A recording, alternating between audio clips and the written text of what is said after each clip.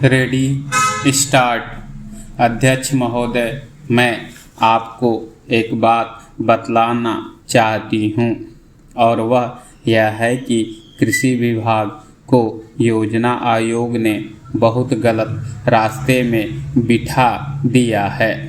उन लोगों के पास लड़ने के लिए दम नहीं है और देश में खाद्यान्न का उत्पादन बढ़ाने के लिए जो योजनाएं चाहिए और उनके लिए जो धनराशि चाहिए वे उनको पूरी तरह संस्वीकृत नहीं करा पाते हैं।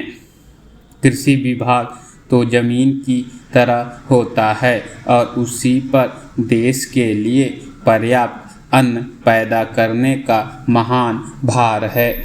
इसलिए यह बहुत आवश्यक है कि अन्न उपजाने के मार्ग में जो भी आवश्यक कदम यह विभाग उठाना चाहे उसमें किसी तरह की रुकावट न हो।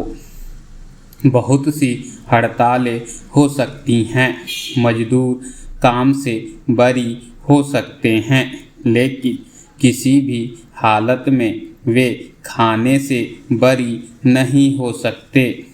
अब हम देखते हैं कि मिलों और कारखानों में हड़तालें हो जाती हैं, छुट्टी हो जाती है, तो आम काम के दिनों की अपेक्षा लोग उन दिनों में ज़्यादा खाते हैं, ज़्यादा दावतें करते हैं।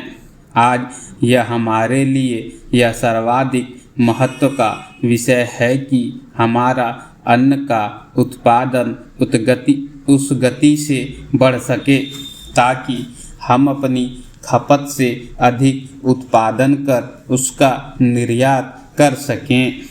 सरकार तथा इस मंत्रालय के लिए यह समस्या एक बड़ा सिरदर्द पैदा कर रही है। हर एक विभाग में बड़े बड़े अधिकारी बैठे हैं और हजारों रुपए के बड़े बड़े वेतन ले रहे हैं, लेकिन मुझे दुख के साथ कहना पड़ता है कि उनका दिमाग कार्यालय की मिसिलों और कागज़ों में लगा रहता है। इस विभाग का काम बहुत ही महत्वपूर्ण है। प्राकृतिक कोप के कारण जो समय समय पर हमारी फसलों को नुकसान होता है, उससे भी अपनी फसलों की रक्षा करने के लिए आवश्यक कदम उठाना इसके जिम्मे है। आज मेरे पास लखनऊ से कुछ लोग आए थे और वे लोग बोल रहे थे कि यहाँ दिल्ली में इस अवसर पर ठंडी हवा चल रही है और आप यहाँ दरवाजे बंद करके बैठे हैं या आराम से लेटे हैं, लेकिन हमारी तो जान खतरे में है। वहाँ ओले गिर रहे हैं और हमारी गेहूं की फसल खतरे में है। अब यह इस विभाग का काम है कि चूँकि हवा में पानी ज़्यादा होता है, इसलिए फसल के बचाव के लिए उस पर नियंत्रण किया जाए जिससे फसल की हानि न हो। अध्यक्ष महोदय, जिस भावना से मैंने यह बिल पेश किया है उसको विरोधी पक्ष के लगभग सभी सदस्यों ने एक मत से महसूस किया है कि देश में बेकारी की जो समस्या है वह एक भयंकर समस्या है और उसके कारण हमारे देश का विकास, चाहे वह सामाजिक हो, आर्थिक हो या सांस्कृतिक, रुका हुआ है और ऐसी स्थिति में हम आगे नहीं बढ़ सकते हैं। इसी प्रकार से इस परिस्थिति का निर्माण हम पिछले 54 वर्षों से देख रहे हैं। मंत्री महोदय ने यहाँ पर अभी कहा कि राष्ट्रपति इस काम को नहीं कर सकते हैं क्योंकि वह उनके अधिकार के बाहर है। आप राज्यों में राज्यपाल शासन स्थापित करते हैं जब यह देखते हैं कि किसी राज्य में वहाँ की व्यवस्था, वहाँ का विकास ठीक नहीं हो रहा है, जब किसी राज्य में गड़बड़ी फैल रही हो, विकास का काम समाप्त हो गया हो और जिम्मेदारी से लोग काम न करते हों, तो वहाँ पर राज्यपाल शासन स्थापित किया जाता है। ऐसे बहुत से उदाहरण हमारे देश में मौजूद हैं। उसी प्रकार से हमारे राष्ट्रपति हैं।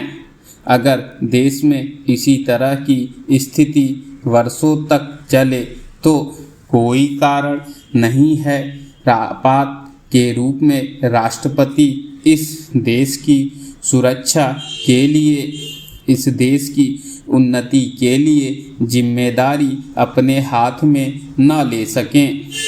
हमारे भाइयों ने बहुत से उदाहरण दिए हैं कि राज्यों में संयुक्त सरकारें नहीं चली, लेकिन उसके पीछे राजनीतिक हथकंडे थे। अगर कोई राजनीतिक पार्टी जिम्मेदारी से काम नहीं करती तो विधान में यह स्पष्ट है कि राष्ट्रपति शासन अपने हाथ में ले। मैं एक उदाहरण देता हूँ कि संविधान में आदिवासी हरिजनों के उत्थान के लिए प्रण किया गया था कि 10 वर्ष में उनकी सामाजिक तथा आर्थिक स्थिति को सुधार देंगे, लेकिन यह सरकार उसमें भी असफल रही। उसको एक बार 10 वर्ष के लिए बढ़ाया गया और दोबारा फिर 10 वर्ष के लिए बढ़ाया गया। इसी तरह से उसको बढ़ाते जा रहे हैं, लेकिन उनकी आर्थिक और सामाजिक उन्नति आप नहीं कर पाए। इस काम में सरकार बिल्कुल असफल हुई है।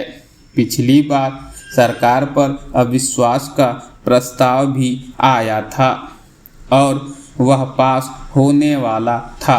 इसलिए मेरा कहना है कि हमारे देश में यह जो बेकारी की समस्या है वह एक बहुत ही भयंकर समस्या है।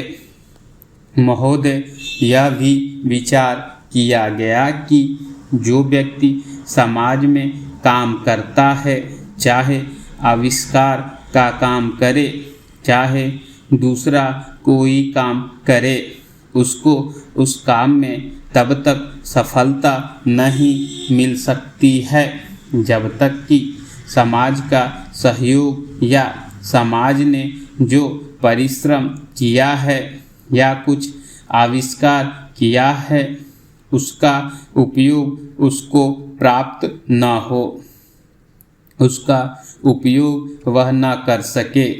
इसलिए जब भी कोई व्यक्ति किसी वस्तु का आविष्कार करता है तो आविष्कार करने में न केवल उसका अपना परिश्रम रहता है, लेकिन साथ ही साथ समाज ने जो काम किया होता है, चाहे विज्ञान के क्षेत्र में या प्रौद्योगिकी के क्षेत्र में या किसी अन्य क्षेत्र में, उस सब से भी वह लाभान्वित होता है।